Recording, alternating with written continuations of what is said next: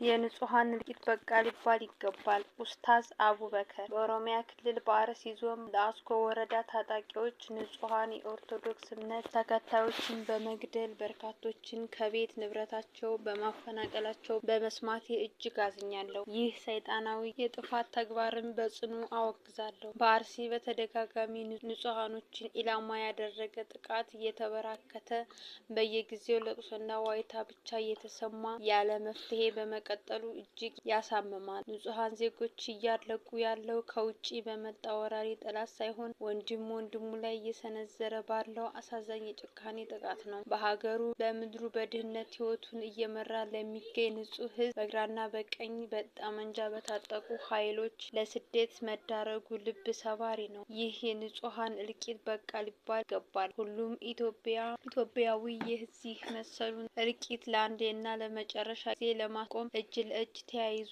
ሊቆም ይገባል። ህይወታቸውን ላጡ ወገኖቻችን ቤተሰቦች መጽናናትን እና ጉዳት ለደረሰባቸው ወገኖቻችን ቶሎ ያገግሙ ዘንድ የተፈናቀሉትም ወደ ቀያቸው ደህንነታቸው ተጠብቆ በአስቸኳይ ይመለሱ ዘንድ ልባዊ ምኞቴ ነው። አላህ ሀገራችንንና ወገኖቻችንን ይጠብቅልን ሲሉ ተደምጠዋል። የህዝብ ተወካዮች ምክር ቤት መደበኛ ስብሰባ ነገ ይካሄዳል። የህዝብ ተወካዮች ምክር ቤት በ5ኛ ዓመት የስራ ዘመኑ ለ23ኛ መደበኛ ስብሰባ ነገ ግንቦት 27 ቀን 2018 ዓ.ም ይካሄዳል። ምክር ቤቱ በነገው ስብሰባ በኢትዮጵያና በአፍሪካ ልማት ባንክ እንዲሁም የኢትዮጵያና በዓለም አቀፍ የልማት ማህበር መካከል የተደረጉ የብድር ስምምነቶችን ለማጽደቅ የወጡ ረቂቅ አዋጆችን መርምሮ ያጸድቃል ተብሎ ይጠበቃል። በስተመጨረሻ ምክር ቤቱ በኢፌዴሪ መንግስት እና በሩሲያ ፌዴሬሽን መካከል የጋራ የባዮሎጂ ምርምር ማዕከል ለማቋቋም